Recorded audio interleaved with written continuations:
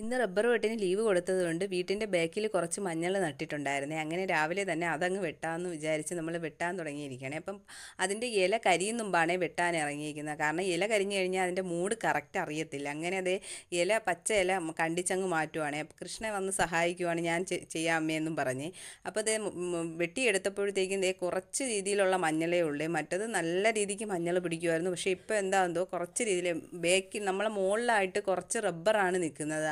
അതിൻ്റെ വേര് ഏകദേശം നമ്മളെ ഇത്രയും താഴത്തോളം വന്നിട്ടുണ്ട്. അത് കാരണം ഒരിക്കലും മഞ്ഞൾ കിട്ടാത്തത്. എന്നാലും ദേ ഇത്രയധികം മഞ്ഞൾ കിട്ടിയിട്ടുണ്ട്. മഞ്ഞൾ വെട്ടിത്തീർന്നതിന് ശേഷം നേരെ പോയത് വീട്ടിൻ്റെ ഫ്രണ്ടിൽ 3-4 മൂട് കാച്ചിൽ നട്ടിട്ടുണ്ടായിരുന്നേ. അങ്ങനെ അത് വെട്ടാനായിട്ടാണ് പോയത്. രാവിലെ വെട്ടുന്നതെന്ന് പറഞ്ഞാൽ രാവിലത്തെ മഞ്ഞ് വീണ് മണ്ണ് ചെറുതായിട്ട് നനഞ്ഞ് കിടക്കും കേട്ടോ. അത് കാരണമാണ് രാവിലെ വെട്ടുന്നത്.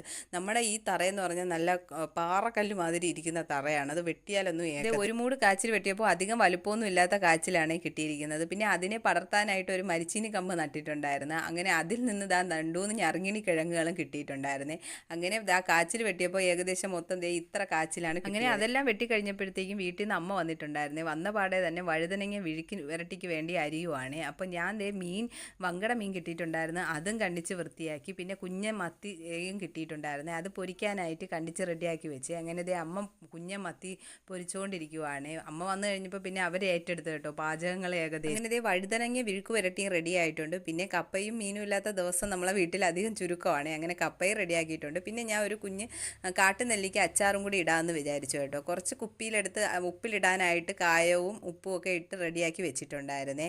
അങ്ങനെ അച്ചാറിടാനുള്ളതിന് എണ്ണ ഒഴിച്ചു അതിലേക്ക് കടുവൊക്കെ ഇട്ട് മുളകൊക്കെ ഇട്ട് നല്ലതുപോലെ വരട്ടിയതിന് ശേഷം നെല്ലിക്ക അച്ചാറിനുള്ളത് അരിഞ്ഞ് അതിൽ വെളുത്തുള്ളിയും കായവും എല്ലാം കായപ്പൊടിയൊക്കെ ഇട്ട് അച്ചാറും അങ്ങ് റെഡിയാക്കി വെച്ചിട്ടുണ്ട്. നല്ല സൂപ്പർ ടേസ്റ്റാണ് ഈ അച്ചാർ.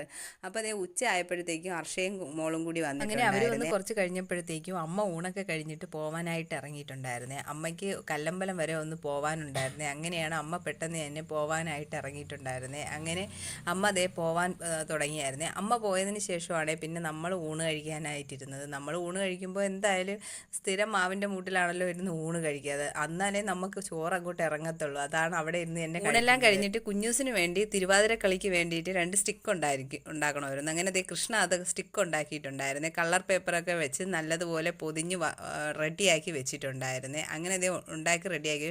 അപ്പോൾ കുഞ്ഞൂസിന് ഇവിടെ വന്നു കഴിഞ്ഞാൽ പിന്നെ ഗപ്പി മീൻ കൊണ്ടുപോകണം. അതവളെ പതിവാണ് കേട്ടോ. അങ്ങനെ വൈകുന്നേരം ആയപ്പോൾ ഹർഷയുടെ അച്ഛനും അമ്മയൊക്കെ വന്നിട്ടുണ്ടായിരുന്നേ.